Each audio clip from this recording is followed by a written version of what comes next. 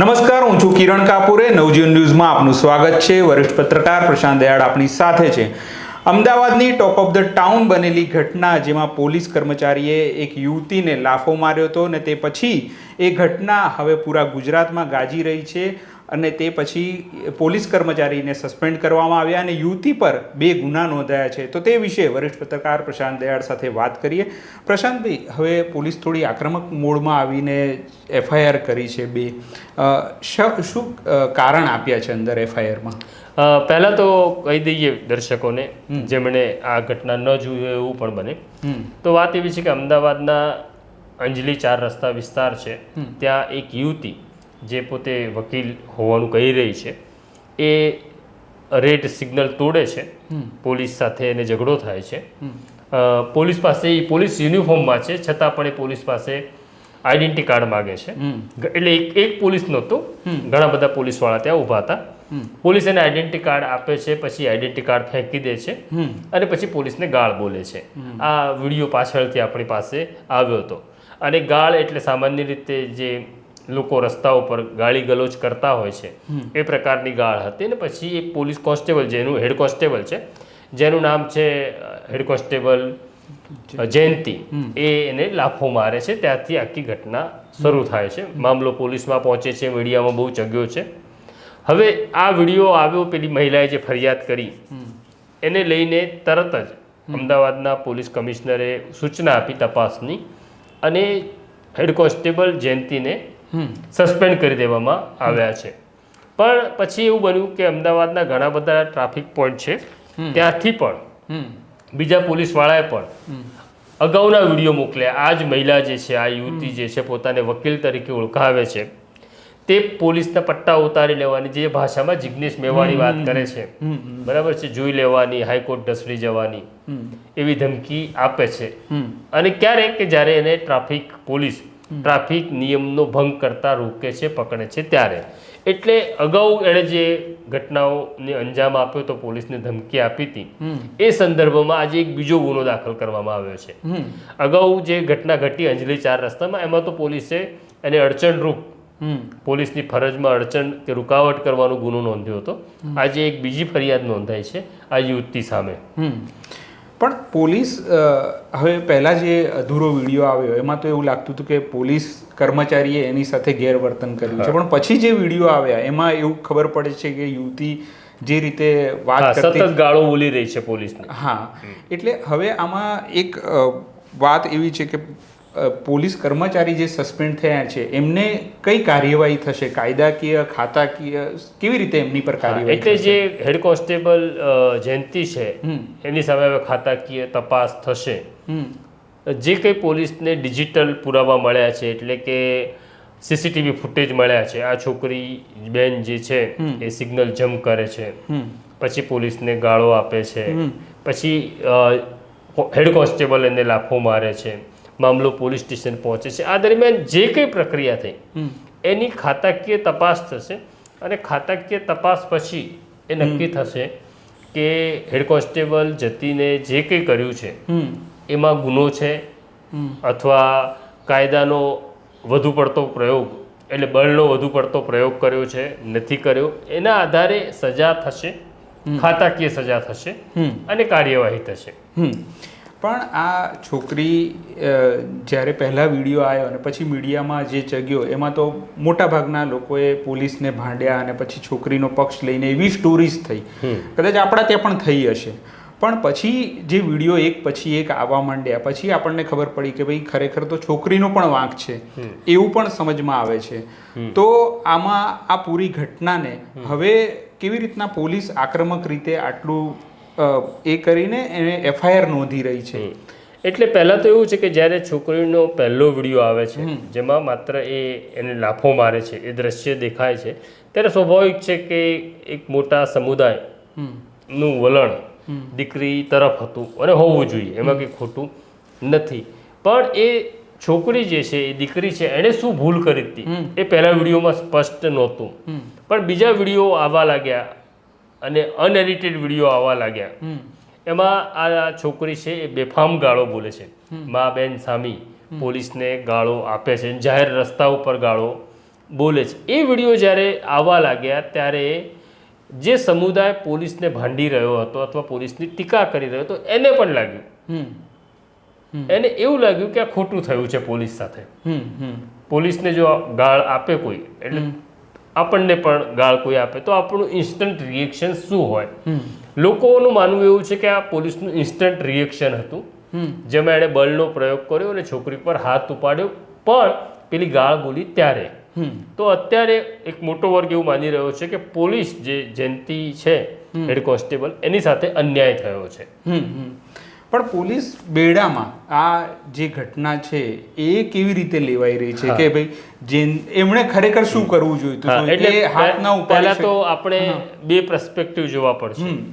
Police બેડામાં જે ઘટના આવી એટલે જે પોલીસ સમુદાય છે, આપણે વાત કરીએ છીએ 70-75 હજાર પોલીસ કર્મચારીઓ છે, એને જ્યારે આ પેલો ગાળ આપતો વિડીયો જોયો ત્યારે એમને તો બહુ સ્વાભાવિક માઠું લાગવાનું કે અમારા એક સાથીને, અમારા એક જવાનની સાથે કેવો વ્યવહાર થયો. અને આ વિડીયો આવ્યો એટલે નહીં, પોલીસ સાથે આવો વ્યવહાર રોજબરોજ થતો હોય છે. આ ઘટનામાં તો એક સ્ત્રી હતી, મારવાની ઘટના આવીને વિડીયો હતો માટે, પણ બહુ બધી જગ્યાએ ટ્રાફિક પોલીસ સાથે આ પ્રકારનું ઘર્ષણ બહુ થઈ રહ્યું છે.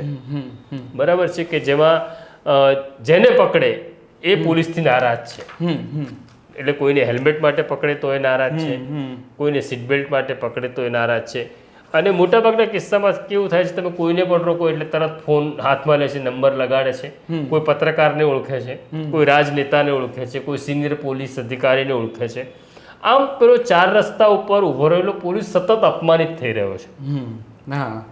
અને અપમાનિત થઈ રહ્યો છે એના કારણે એનું ફ્રસ્ટ્રેશન એક તો હોય છે. હવે જ્યારે આ વિડીયો આવ્યો અને ખબર પડી કે પેલી બેન પોલીસને બેફામ ગાળો આપે છે, ત્યારે પોલીસ બેડામાં તો નારાજગી હતી જ. અને પછી બીજા વિડીયો પણ આવ્યા કે અગાઉ પણ થોડા મહિના પહેલાં પણ આ બેન આવું કરી ચૂક્યા છે. પણ હવે કાયદાના પરિપ્રેક્ષમાં વાત કરીએ. પેલા બેને જે કંઈ ગાળો આપી એ ખોટું છે, એની સામે ગુનો દાખલ થાય, બધું જ છે. કાયદો શું કહે છે? કારણ કે હવે હેડ કોન્સ્ટેબલ જયંતિ સાથે કાયદો શું કહે છે એમાં જ વ્યવહાર થશે. તો કાયદો તો તમને એવું કહેતો નથી કે તમે પોલીસને કોઈ ગાળ આપે તો પોલીસ એને મારવો જોઈએ. તો એ પરિપ્રેક્ષમાં હવે કાયદા પ્રમાણે જે કંઈ નાની મોટી સજા થાય, હું તો એવું કહું છું કે જે ખાતાકીય તપાસ છે મેં એક પ્રોવિઝન એવું પણ છે કે ઠપકો આપીને જવા દેવો. હવે જેની ઇન્ક્વાયરી કરવાની છે એ આખી ઘટનાને કેવી રીતના જોવે છે, એ ઠપકો આપીને જવા દે છે હેડ કોન્સ્ટેબલ જયંતિને, કે પછી ઇન્ક્રીમેન્ટ રોકે છે. આવા અનેક સજાના પ્રોવિઝનો જે છે, તો કઈ સજાનો અમલ થાય છે. પણ કાયદાના પરિપ્રેક્ષ્યમાં જયંતિએ જે કર્યું એ બળનો વધુ પડતો પ્રયોગ તો સાબિત થશે.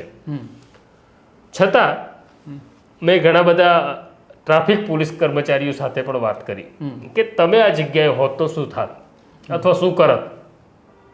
કેટલાક પોલીસ કર્મચારીઓનું એવું કેવું છે કે ગાળ બોલે કોઈ માણસ તમને, આ સ્ત્રી છે એવું નહીં, કોઈ પણ લારીવાળો બોલે, સ્કૂટરવાળો બોલે, ગાડીવાળો બોલે તો તમને ગુસ્સો આવે. હવે આ સ્થિતિ તમારી સાથે રોજબરોજ બને છે ને બનવાની છે. હવે અહીંયા અત્યારે બધાના હાથમાં મોબાઈલ ફોન છે, એટલે બધા જ આખી ઘટનાને રેકોર્ડ કરે છે. તમારી પાસે પણ બોડી વોર્ન કેમેરા લાગેલા છે. આ સ્થિતિમાં હવે તમારે થોડું બુદ્ધિપૂર્વક રમવું પડશે. હવે આ જ બેનને જો આરટીઓનો મેમો આપી દીધો હોત જેમાં મોટા દંડની જોગવાઈ છે, એટલે બેનની જે કંઈ ભૂલો એક સાથે બધી બતાડી દીધી હોત, તો પછી મને એવું લાગે છે કે 10-15 હજાર રૂપિયાનો મેમો આરટીઓનો થઈ ગયો હોત, એવું બીજા સાથી પોલીસ કર્મચારીઓનું કહે છે. જે આ આખી ઘટનામાં બેનને સજા મળે એની કરતાં મોટી સજા થઈ હોત. પણ આ તમે અપમાનિત થવાની ઘટનાની જે વાત કરી, એટલે જિગ્નેશ મેવાણી હોય તો એ એસપીને પટ્ટા ઉતારવાની વાત કરતા હોય કે આવી રીતના એક સામાન્ય નાગરિક છે તો એ કોન્સ્ટેબલને આવી રીતે, તો પોલીસ અપમાનિત થઈ રહી છે એ ભાવ જે છે એ પોલીસમાં બહુ ધરબાયેલો હશે. બહુ ધરબાયેલો છે. જિગ્નેશ મેવાણીએ પણ જ્યારે થરાદની અંદર એસપીની હાજરીમાં એવું કીધું કે તમારા પટ્ટા ઉતારી લઈશ. પછી ગોપાલ ઇટાલિયા ભલે એવું કહેતા હોય કે કાયદાની પરિપ્રેક્ષમાં એણે વાત કરી હતી કે તમારી સામે ખાતાકીય તપાસ થશે અને એટલે તમારા પટ્ટા ઉતરી જશે, પણ એ વાત એ સંદર્ભમાં નહોતી. આજે જે આવે છે રસ્તા ઉપર પોલીસને એવું કહે છે કે પટ્ટા ઉતારી લઈશ, તો પોલીસે ગાળ ખાવા કે અપમાન સહન કરવા તો પોલીસની નોકરી લીધી નથી. આ સ્થિતિમાં પોલીસે જે એને ગાળ આપે છે એને કાયદાના પરિપ્રેક્ષમાં કેટલી વધુ સજા કરાવી શકાય એ દિશામાં કામ કરવું જોઈએ. હવે આ જે જિગ્નેશ મેવાણીએ જે પરંપરા શરૂ કરી છે એ ખોટી પરંપરા છે.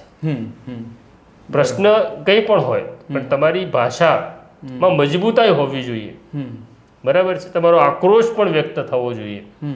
પણ પેલો પણ યુનિફોર્મ ફોર્સનો માણસ છે, એ અપમાનિત દશામાં મુકાય એ સ્થિતિ કાલે સરકાર બદલાઈ જશે. કોઈ સરકાર ચિરંતકાલીન નથી. કોંગ્રેસની સરકાર હતી ત્યારે પણ હું એવું માનતો હતો કે આ સરકારને કોઈ દિવસ હટાવી શકાય ને આ સરકાર કોઈ દિવસ પડે નહીં. તમે જો એક વિરોધ પક્ષ તરીકે ચૂંટાયેલા પ્રતિનિધિ તરીકે આ ભાષાનો પ્રયોગ કરો તો સામાન્ય જનતા તમારામાંથી શીખે છે. પણ આ રસ્તા પર જે કાયદો વ્યવસ્થા જાળવવાની હોય કે નીતિ નિયમો જાળવવામાં એમાં સરકારનું જે પ્રતિનિધિ બને છે તો પોલીસ જ છે. પોલીસ પર બહુ મોટી જવાબદારી છે. પણ જ્યારે પોલીસની કેર કરવાની આવે છે એ પછી સરકાર નથી કરતી, એ સૌથી મોટી ખાટલે ખોડ છે. નહીં, એટલે આપણે ગઈકાલ આ જ વિષયને લઈને સ્ટોરી કરી હતી ત્યારે મેં એવું કહ્યું હતું કે પોલીસ ફર્સ્ટ છે. આપણે પોલીસનો બચાવ પણ નથી કરતા. પોલીસ બધી જ પોલીસ કે લોકો સાથે સારો વ્યવહાર કરે છે એવું પણ નથી. આપણે અત્યારે માત્ર ટ્રાફિક પોલીસની જ વાત કરીએ તો ટ્રાફિક પોલીસના નોકરીના કલાકો કેટલા છે એ કોઈ માણસ વિચાર કરે ને તો એક અંદાજ આવશે. એક ટ્રાફિક પોઈન્ટ ઉપર પોલીસવાળો સવારે 8 કે 9 વાગે આવે છે અને રાત્રે 10-11 વાગે જાય છે. આ દરમિયાન પણ એવું આવે કે ભાઈ વડાપ્રધાનનો કાફલો આવી રહ્યો છે, મંત્રીનો કાફલો આવી રહ્યો છે, તો એ બંદોબસ્તમાં એ જોતરાઈ જાય છે. તો એવરેજ એ માણસ અને બીજું એ રસ્તા ઉપર ઊભો છે, એ ઓફિસમાં બેસતો નથી. અને એની સમસ્યા એવી છે કે 100 વાહનો નીકળે નિયમ ભંગ કરીને, એમાંથી એક જ વાહનને પકડી શકે છે. ત્યારે પેલા વાહન ચાલકને એવું લાગે છે કે પેલા 99 ને તમે કેમ જવા દીધા, એટલે પછી એની વચ્ચે ઘર્ષણ થાય છે અને પોલીસ અપમાનિત થાય છે. તો આ હતી ચર્ચા પ્રશાંતભાઈ સાથે. અત્યારે જે કંઈ ડેવલપમેન્ટ છે તે વિશે પ્રશાંતભાઈએ થોડો એમનો મત મૂક્યો છે. આ પ્રકારની ચર્ચા લઈને અમે આવતા રહીશું. નમસ્કાર. વૈષ્ણવજન તો તેને કહીએ જે પીડ પરા